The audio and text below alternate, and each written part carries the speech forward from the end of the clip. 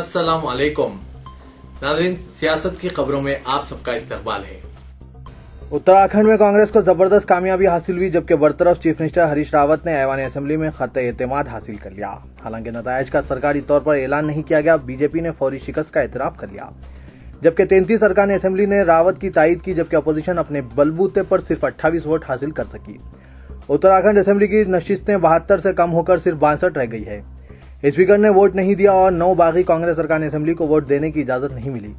Supreme court ने रायदही की निगरानी की और कहा कि नतीजे का ऐलान कल किया जाएगा, लेकिन अक्सरियत की आजमाइश के चंद मिनट बाद कांग्रेस ने फतेह का ऐलान कर दिया। कांग्रेस रुकन असेंबली सरिता आर्या ने एक टीवी चैनल पर कहा कि कांग्रेस ने कामयाबी हासिल कर ली है। 68 साल रावत, जो राष्ट्र कांग्रेस के दफ्तर को अक्सरियत साबित करने के बाद पहुंचे थे। सदर कांग्रेस सोनिया गांधी, नायब सदर कांग्रेस राहुल गांधी तमाम अरकान असेंबली का नाम बनाम और पार्टी कारकुनों का शुक्रिया अदा करते हुए कहा कि मुश्किल के वक्त में उन तमाम की ठोस तायद के नतीजे में वो कामयाबी हासिल कर चुके हैं। मरकजी हुकूमत से रावत ने कहा कि तसादुम की सियासत तर्क कर दें और रियासत के साथ मिलकर उत्तराखंड को तरक्की के रास्ते पर ठोस पेशरफ्त करने का मौका दें। दिल्ली पुलिस ने ममनुआ तंजीम जैश-ए-मोहम्मद से रवाबित के शुबे में जिन 10 नौजवानों को गिरफ्तार किया था, इनके मुंजमला 6 से आज भी दिन भर स्पेशल सेल के दफ्तर में कई घंटों तक पूछताछ की गई। Indian computer emergency response team की जानिब से फराहम करदा इत्तलात पर इनसे पूछताछ की गई है। दिल्ली पुलिस ने इस एजेंसी से इन नौजवानों के पूछताछ के सिलसिले में मदद तलब की थी। एक सीनियर पुलिस ओहदेदार ने यह बात बताई और कहा कि अभी तक इन नौजवानों के खिलाफ कोई सबूत दस्तियाब नहीं हुआ है। इस दौरान गिरफ्तार करदा 3 ओहदेदारों से पूछताछ करने वाले हुक्काम का कहना है कि उन्होंने इन नौजवानों के पाकिस्तान में रवाबित का पता चला लिया है। कहा गया कि असल मुलजिम साजिद ने पाकिस्तान में राशिद ऐवान से राब्ता किया था, जो कहा जाता है कि जैश-ए-मोहम्मद तंजीम का सरगर्म कारकुन है।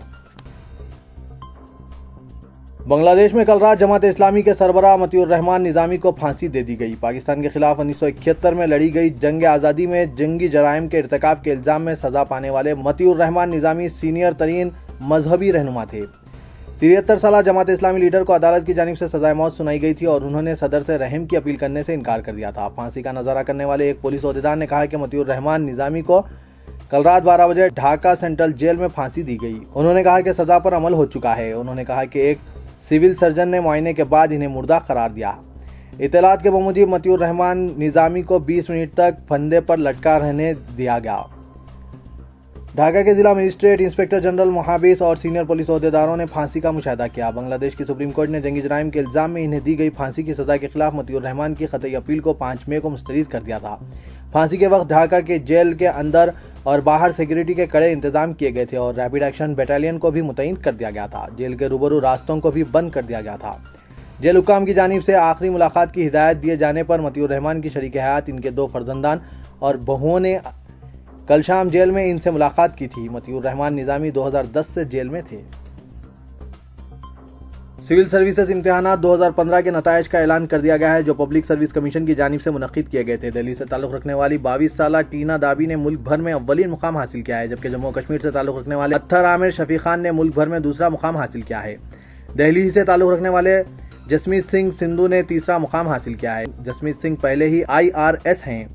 टीना दाबी ने अपनी पहली ही कोशिश में यह शानदार कामयाबी हासिल की है और इन्हें मुल्क भर में पहला मुकाम हासिल हुआ है।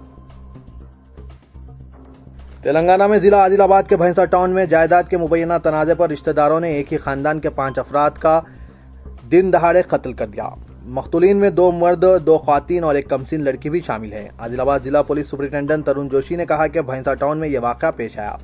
3 अफराद के एक ग्रुप ने इब्तिदा में एक दुकान पर 2 अफराद को तलवार से हमला करके हलाक कर दिया था। बादशाह उन्होंने 2 ख़वातीन और एक 15 साल लड़की को इनके घर में दाखिले के बाद चाकू घोंप कर हलाक कर दिया।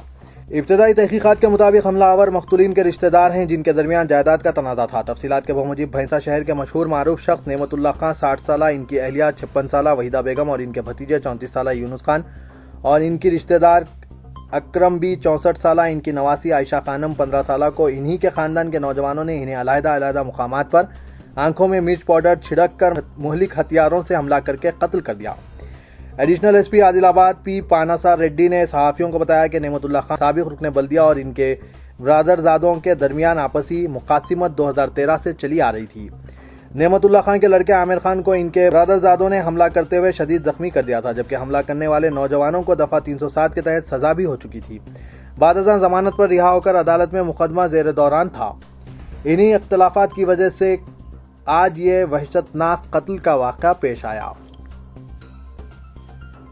शहर की एक अदालत ने बंदाम जमाना टोली स्नेक गैंग के 8 अरकान को जुलाई 2014 में एक नौजवान लड़की का लिबास उतारते हुए बरहना करने और बशमुल डकैती दीगर कई फौजदारी जराइम के इर्तिकाब पर मुजरिम करार देते हुए उम्र कैद की सजा सुना दी। कलीदी मुजरिम और टोली का सरगना फैसल दैयानी अपनी टोली के दीगर 6 अरकान के साथ लोगों को सांपों से डराया धमकाया करता था। उन तमाम को हिंदुस्तानी ताजियरी ज़ाब्ते की दफ़ा 452, किसी के घर गैर मिजाज दाखिला, 395 डकैती, 506 डराने धमकाने की मुजरिमाना कोशिश और 354 किसी खातून को बरहना करने के इरादे से ताकत का मुजरिमाना इस्तेमाल और हमला के तहत मुजरिम करार देते हुए उम्र कैद की सजा सुनाई। 8वें मुलजिम को हिंदुस्तानी ताजियरी दफ़ा 411 के साथ मसरूक़ा माल की वसूली का मुजरिम करार दिया गया। 9वें मुलजिम के खिलाफ भी इसी दफ़ा के तहत मुकदमा दर्ज किया गया था, लेकिन सबूत की अदम दस्तियाबी के सबब मंसूबा इल्जाम से बरी कर दिया गया। तेलंगाना की टीआरएस हुकूमत को 12% मुस्लिम तहफुजात की फराहमी में किस हद तक दिलचस्पी है, इसका अंदाजा इस बात से लगाया जा सकता है कि वज़ीर आज़म नरेंद्र मोदी से हुई आज मुलाकात में चीफ मिनिस्टर के चंद्रशेखर राव ने SC दर्जा बंदी के लिए नुमाइंदगी की, जबकि मुस्लिम तहफुजात के बारे में एक लफ्ज भी नहीं कहा। तेलंगाना में दर्ज फहरिस्त अक़वाम की हुकूमत और पार्टी को ताईद बरकरार रखने के लिए चीफ मिनिस्टर ने उनके देरीना मुतालबे के हक में वज़ीर आज़म को याददाश्त पेश की। दर्ज फहरिस्त अक़वाम इनके तबक़ात में मज़ीद दर्जा बंदी की मांग कर रहे हैं और इस सिलसिले में साबिक़ में असम्बली में करारदाद भी मंजूर की गई थी। दर्जा बंदी का काम मरकजी हुकूमत के तहत है, लिहाजा चीफ मिनिस्टर ने वज़ीर आज़म नरेंद्र मोदी को बाकायदा याददाश्त हवाले की। क्या बेहतर होता है कि चीफ मिनिस्टर 12% मुस्लिम तहफुजात का मसला भी वज़ीर आज़म से रुजू करते और इस बात की अपील करते कि मुस्लिम तहफुजात के मसले पर सुप्रीम कोर्ट में जारी मुकदमे में मरकजी हुकूमत तहफुजात की मुखालिफत ना करें।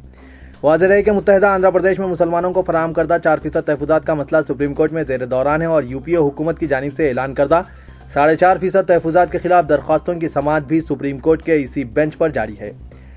तौक़े है कि मुकदमात की समाअत जून में होगी। ऐसे में तमाम की नज़रें मरकजी हुकूमत के मौक़िफ़ पर टिकी हुई हैं कि तहफुजात के बारे में वो क्या हलफनामा दाखिल करेगी। चूँकि बीजेपी और RSS का मौक़िफ़ तहफुजात के खिलाफ है, लिहाजा अंदेशा जाहिर किया जा रहा है कि सुप्रीम कोर्ट में भी मुखालिफ हलफनामा दाखिल किया जा सकता है। वज़ीर आला के चंद्रशेखर राव ने एक से ज़ायद मरतबा कहा कि 12% तहफुजात फराहम करने और मरकज़ पर दबाव बनाते हुए तहफुजात को 9वें शेड्यूल में शामिल करने की कोशिश करेंगे। ऐसे वक्त जबकि वज़ीर आज़म से मुलाकात के मौके पर इस सिलसिले में नुमाइंदगी का बेहतरीन मौका था, वज़ीर आला ने सिर्फ SC दर्जा बंदी के मसले पर ही बातचीत की। अगर वो मुस्लिम तहफुजात के हक़ में मौसर अंदाज में नुमाइंदगी करते तो मरकज़ को अपने मौक़िफ़ पर नज़रसानी के लिए यकीनन मजबूर होना पड़ता, क्योंकि आने वाले दिनों में बीजेपी को इलाकाई जमातों में TRS की तायीद की ज़रूरत पड़ सकती है। डिप्टी चीफ मिनिस्टर कडियम श्रीहरी ने नई दिल्ली में इस बात का इंकशाफ किया कि वज़ीर आज़म नरेंद्र मोदी को SC जुमराबंदी के हक़ में याददाश्त पेश की गई है। शिद्दत से मतलूब जुनूब मगरबी मानसून की आमद के लिए इंतजार की घड़ियां खत्म हो रही हैं और हिंदुस्तान इस साल मुकर्ररा वक्त से कब्ल मानसून की आमद की तैयारी कर चुका है।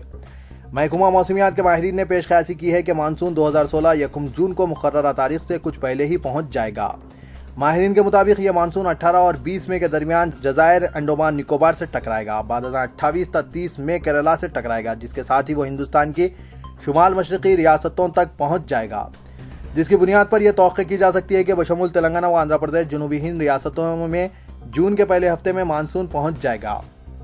तो ये था आज का खबरनामा। दीजिए इजाजत। अल्लाह हाफिज।